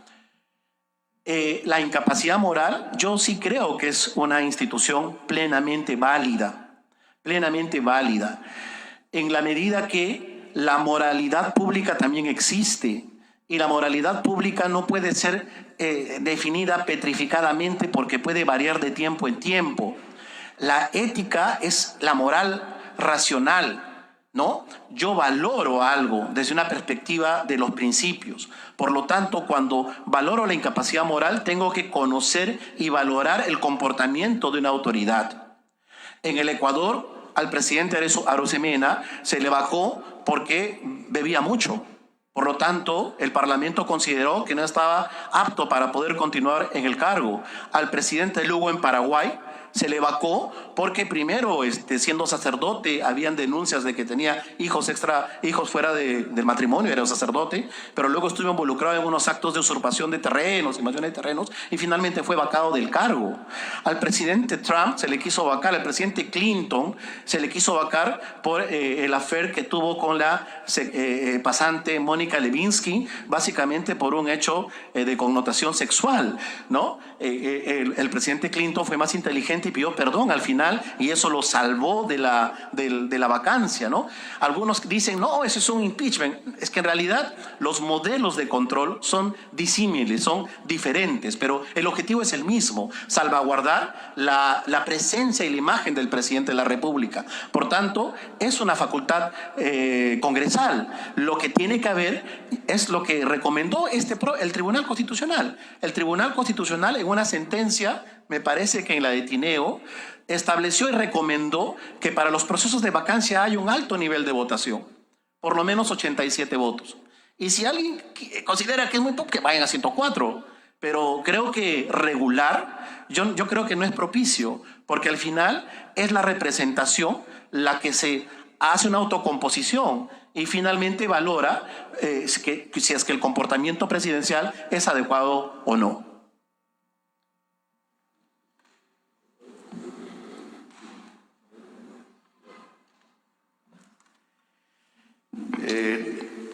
Hoy día también este fenómeno mismo de la corrupción ha generado que en el artículo 62 de la Constitución está establecido los famosos contratos ley, que generan la impunidad de la corrupción. Usted como constitucionalista, ¿qué opinaría, cuál sería, como jurista, la necesidad de los cambios, tanto en la reforma o el cambio parcial de la Constitución, ver el cambio que pueda permitir realmente enfrentar con políticas de Estado y leyes que permitan parar y frenar los actos de corrupción que vive el país? Mire, congresista, yo considero de que más allá de las reglas en materia económica, el artículo 58 nos garantiza un modelo de economía social de mercado. Yo creo que el gran problema de la Constitución y de las constituciones de Latinoamérica del siglo XX, como diría el profesor Roberto Vargarela, es el reacio accionar de los grupos de interés y los grupos de presión de no cambiar la estructura de poder. Tenemos un sistema de poder anacrónico, donde el gobierno funciona mal, donde el sistema judicial se demora larguísimo en resolver los conflictos, donde el propio sistema legislativo carece de la fortaleza necesaria para poder preservar la defensa de la ley y del control político, los órganos constitucionales, es decir, la estructura de poder requiere una modificación para poder optimizar y que las máquinas, como dice Gargarela, que son los poderes del Estado, funcionen adecuadamente. Necesitamos reformar el aparato de poder. Eso se puede hacer por una reforma constitucional, por una reforma total, ya es una opción. Pero fíjese que como abogado me ha tocado defender a los vecinos de La Molina contra el peaje del AMSAC. Ese peaje a la entrada de La Molina, que le cobraban 5 soles 50 para entrar a la urbanización La Molina, a la separadora industrial. E inicialmente ganamos el caso. ¿Por qué? Porque nosotros consideramos que más allá de que un contrato ley se tenga que respetar, no puede transgredir, no puede abusar del derecho, no puede haber un abuso de posición de dominio y transgredir y violar los derechos fundamentales. Por lo tanto, puede haber un control judicial. Lo que se busca con ese reconocimiento de los contratos ley es básicamente que el nivel político no interfiere en la ejecución de un contrato, pero hay un nivel jurisdiccional que sí puede defender los derechos ciudadanos y por tanto, frente a un abuso manifiesto, al ser este contrato una expresión de un hecho corrupto que se demostró con OAS, en consecuencia tiene que haber un control. Entonces, creo que más importante de todo es la reforma de todo el sistema de poder y que este funcione adecuadamente.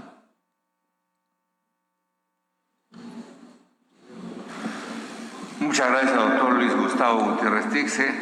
Le deseamos mucha suerte en esta etapa también. Y agradecerle de verdad por haber estado en este rol de 9 interrogatorios, ¿no? Y bueno, ha terminado esta labor en este momento. Le deseamos, como vuelvo a repetir, mucha suerte y le invito a retirarse. Sí, si me permite 20 segundos. Sí, cómo no. En realidad quisiera expresar, quizás por las cosas del azar que me ha tocado ser el último participante, también expresar primero un agradecimiento a todos ustedes por este esfuerzo democrático, pero también expresar mi respaldo a todos mis colegas y a quien habla, porque soportamos gratuitamente una crítica indebida. Nosotros nos hemos sujetado a todas las reglas que la ley, el reglamento y esta comisión han impuesto. Y hemos cumplido escrupulosamente sacando fotocopias, presentando los papeles, etc. Y nos sentimos ofendidos cuando algunos colegas, por deslealtad, critican gratuitamente este esfuerzo que venimos haciendo por largos meses. Y por tanto quisiera felicitar hasta aquí, sea cual sea el resultado, el esfuerzo que estamos haciendo todos porque esto nos fomenta una cultura democrática hacia todos. Muchas gracias por todo. Muchísimas gracias, doctor. Permiso.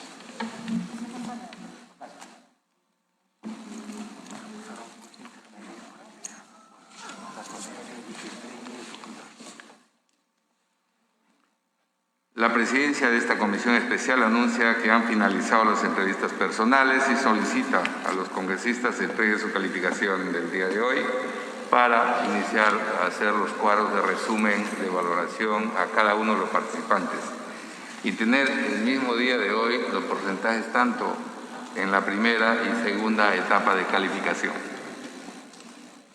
Asimismo, solicita al equipo de asesores que proceda a efectuar la sumatoria y promediación y elaborar los cuadros de puntaje final a fin de que cada uno de los congresistas pueda verificar y firmar los documentos.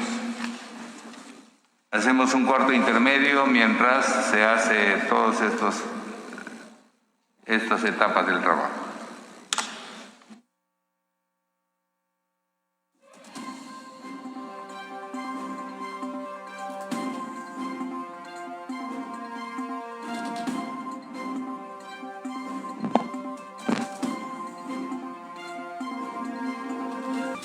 En punto de la noche, vamos de inmediato con transmisión en vivo. Sesiona la comisión especial encargada de seleccionar los candidatos aptos para la elección de magistrados del Tribunal Constitucional. Puntaje final, respetando el orden en que se han presentado. El primer postulante, Luis Alberto Carrasco García, ha obtenido de puntaje final en la entrevista personal 14.44. El segundo entrevistado, señor Carlos Guillermo Hackanson Nieto, ha obtenido un puntaje final de 20.22. El tercer entrevistado, el señor Fernando Alberto Calle Hayen, ha obtenido un puntaje de 19.78. El cuarto entrevistado, el señor Vicente Rodolfo Walde Jauregui, ha obtenido un puntaje de 17.44. El quinto postulante, señor Aarón Ollarse Uceli, ha obtenido un puntaje de 17.67. El sexto postulante entrevistado, el señor Oscar Renato Ramón Díaz González, ha obtenido un puntaje de 18.67. El séptimo postulante, señor José Francisco Gálvez Montero, ha obtenido un puntaje de 15.22. El octavo postulante entrevistado, señor David Moisés Velasco Pérez Velasco, ha obtenido un puntaje de 21.00. El noveno postulante entrevistado, Jorge Luis Rioja Vallejos, ha obtenido un puntaje de 19.22. El décimo o la décima postulante entrevistada, Esperanza Jovita Díaz Silva, ha obtenido un puntaje de 12.78. El onceavo postulante entrevistado, Francisco Humberto Morales Saravia, ha obtenido un puntaje de 23.44. El doceavo postulante entrevistado, señor Miguel Cristian Torres Méndez, ha obtenido un puntaje de 16.00. La treceava postulante entrevistada, señora María El Pilar Dolores Tello Leiva, ha obtenido un puntaje de 22.67. El catorceavo postulante entrevistado, Jacinto Julio Rodríguez Mendoza, ha obtenido un puntaje de 17.67. El quinceavo postulante entrevistado, señor Elder Domínguez Aro, ha obtenido un puntaje de 20.89. Decimosexto postulante entrevistado, señor Freddy Whitmar Hernández Rengifo, ha obtenido un puntaje de 20.11. Y el decimoséptimo postulante y último entrevistado, señor Luis Gustavo Gutiérrez Tixe, ha obtenido un puntaje final de la entrevista personal de 20.00. El primer cuadro leído es el de los puntajes finales por entrevista personal. A continuación, señor presidente, Vamos a leer el cuadro del puntaje total acumulado y orden de mérito. Este cuadro se compone de dos subtotales. Subtotal 1, que es el puntaje obtenido por cada postulante en la evaluación curricular, y el segundo puntaje, o subtotal 2, es el puntaje obtenido en la entrevista personal. La sumatoria de esto determina el orden de mérito. Calle Hayen Fernando Alberto, subtotal 1, evaluación curricular 71.67. Subtotal 2, puntaje entrevista personal 19.78. Puntaje total acumulado 91.45. Orden de mérito, primero. Ollarse Yucelia Aarón, subtotal 1, evaluación curricular 71.11. Subtotal 2, entrevista personal, puntaje 17.67. Puntaje total acumulado 88.78. Orden de mérito, segundo. Hackanson Nieto Carlos Guillermo, evaluación curricular, puntaje 67.00. Entrevista personal, puntaje 20.22. Puntaje total acumulado 87.22. Orden de mérito, tercero. Hernández Rengifo Freddy Whitmar, evaluación curricular, puntaje 66.44. Entrevista personal, puntaje 20.11. Puntaje total acumulado 86.55. Orden de mérito, cuarto. Morales Sarabia Francisco Humberto, evaluación curricular 67.22. Entrevista personal, puntaje 23.44. Puntaje total acumulado 86.21. Orden de mérito, quinto. Domínguez Aro Elder, evaluación curricular, puntaje 661.33. Entrevista personal, puntaje 20.89. Puntaje total acumulado 82.22. Orden de mérito, sexto. Tello Leiva Mariel Pilar Dolores, evaluación curricular 59. Entrevista personal, puntaje 22.67. Puntaje total acumulado 81.67. Orden de mérito, séptima. Galvez Montero José Francisco, evaluación curricular 62.00. Entrevista personal, puntaje 15.22. Puntaje total acumulado 77.22. Orden de mérito, octavo. Waldo Jauregui Vicente Rodolfo, evaluación curricular 59.67. Entrevista personal, puntaje 17.44. Entrevista personal 19.22. Puntaje total acumulado 75.44. Orden de mérito, onceavo. Díaz González Oscar Renato Ramón, evaluación curricular, puntaje 56.33. Entrevista personal, puntaje 18.67. Puntaje total acumulado 75.00. Orden de mérito, doceavo. Torres Méndez Miguel Cristian, evaluación curricular, puntaje 57.67. Entrevista personal, puntaje 16.00. Puntaje total acumulado 73.67. Orden de mérito, treceavo. Gutiérrez Tixe Luis Gustavo, puntaje, evaluación curricular 53.11. Puntaje en entrevista personal 20.00. Puntaje total acumulado 73.11. Orden de mérito 14 o catorceavo. Rodríguez Méndez Jacinto Tello, evaluación curricular, puntaje 54.33. Puntaje en entrevista personal, puntaje 17.67. Puntaje total acumulado 72.00. Orden de mérito 15º. Eso es todo, señor presidente. Muchas gracias, doctor.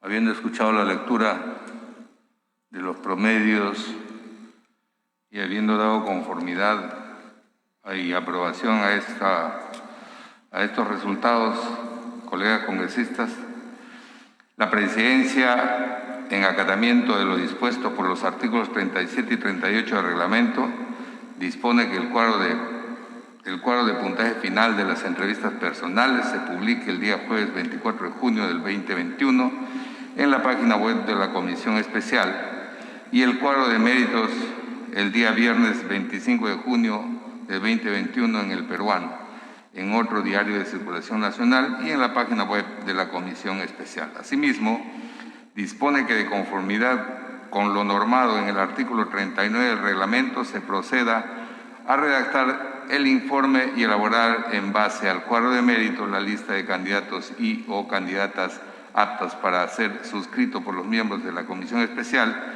y entregado a la Presidencia del Congreso.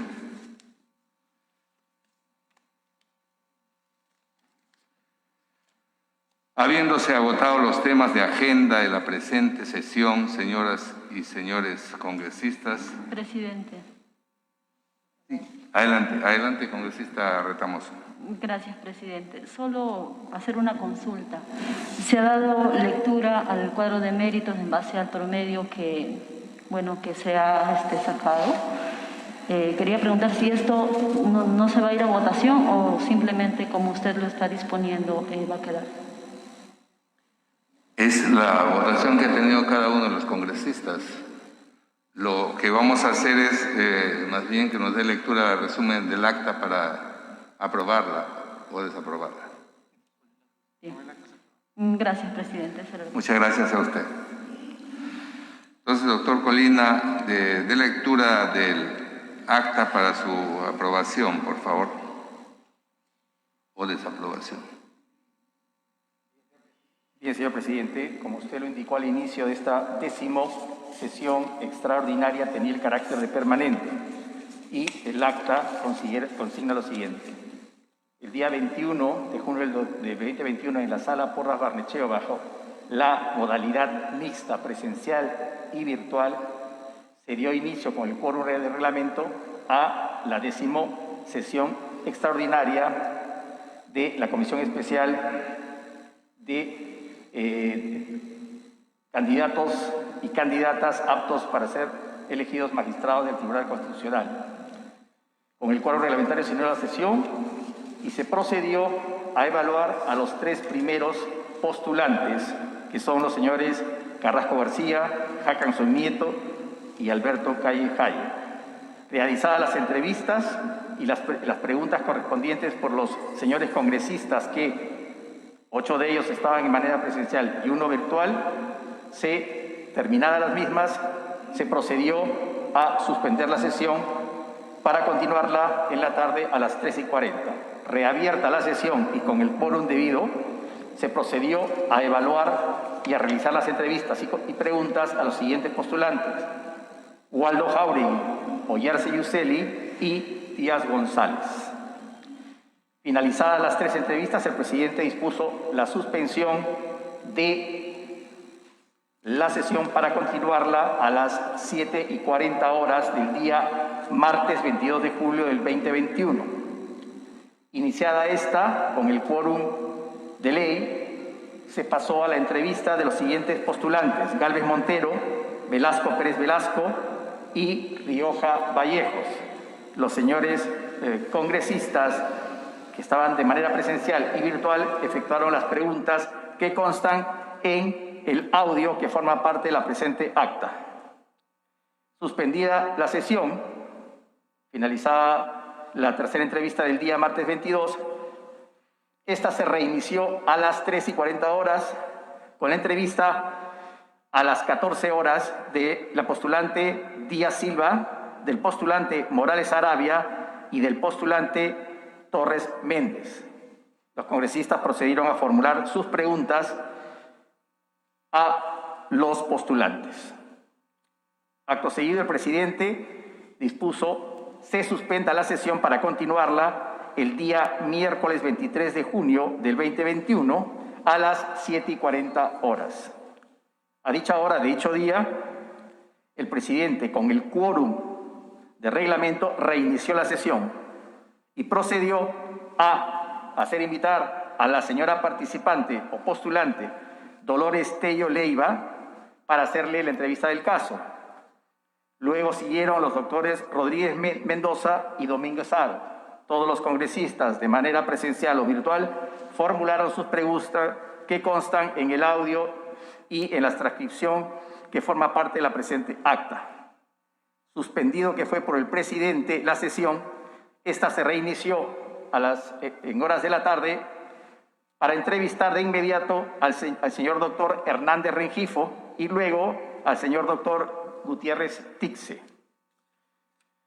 Finalizadas las entrevistas, el presidente hizo una precisión señalando que el orden de las entrevistas había obedecido al orden de presentación de las carpetas de inscripción al momento de ser recibidas. Asimismo, estableció que el cuadro del orden de mérito había ser publicado conforme lo disponía el reglamento. Se pasó a un cuarto intermedio para que se pudiese hacer la sumatoria y la promediación de las calificaciones. Reiniciada la sesión después del cuarto intermedio, se dio lectura al cuadro final de calificación de los postulantes en la entrevista personal y al cuadro de puntaje total acumulado y orden de mérito. Conforme consta en la presente acta, se insertan los dos cuadros.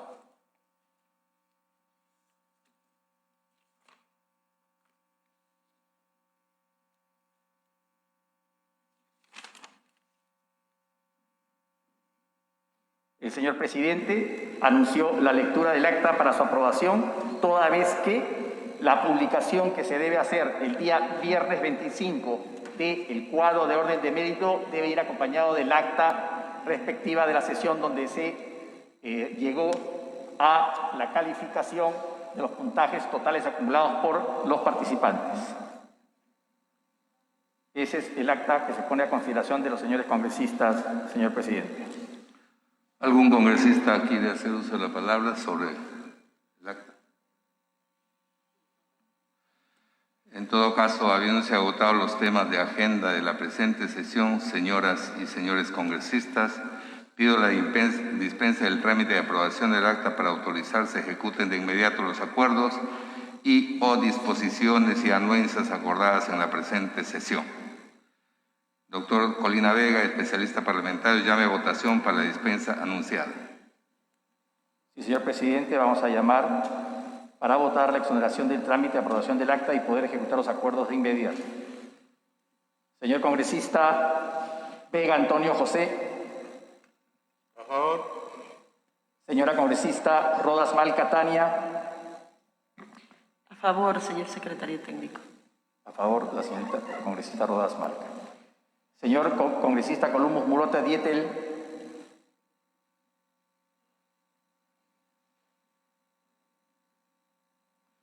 Señor congresista González Tuanama César. A favor. A favor, el señor congresista González Tuanama César. Señor congresista Luna Morales José Luis. A favor. A favor, el señor Luna Morales José Luis. El señor congresista Mamani Barriga Jim Ali. A favor. A favor, el señor congresista Jim Ali Mamani Barriga. El señor congresista Pérez Flores Jorge Luis. A favor. A favor, el señor congresista Pérez Flores Jorge Luis. Señora Retamoso Lezama María Cristina. A favor. A favor, la señora Retamoso Lezama María Cristina. Señor congresista Ruiz Pinedo Rolando. A favor. A favor, el señor congresista. Han contestado 8 señores congresistas por el sí y no ha habido respuesta de un congresista. Con lo que se daría por aprobada la exoneración del trámite de aprobación del acta, señor presidente, para ejecutar los acuerdos. Colegas congresistas, han votado 8 a favor de la dispensa del trámite del acta y sin respuesta del colega Dieter Columbus. La dispensa ha sido aprobada. Muchas gracias, señoras y señores congresistas, reiterándoles de que el día sábado a las 12 del mediodía tenemos una sesión virtual. Se levanta la sesión.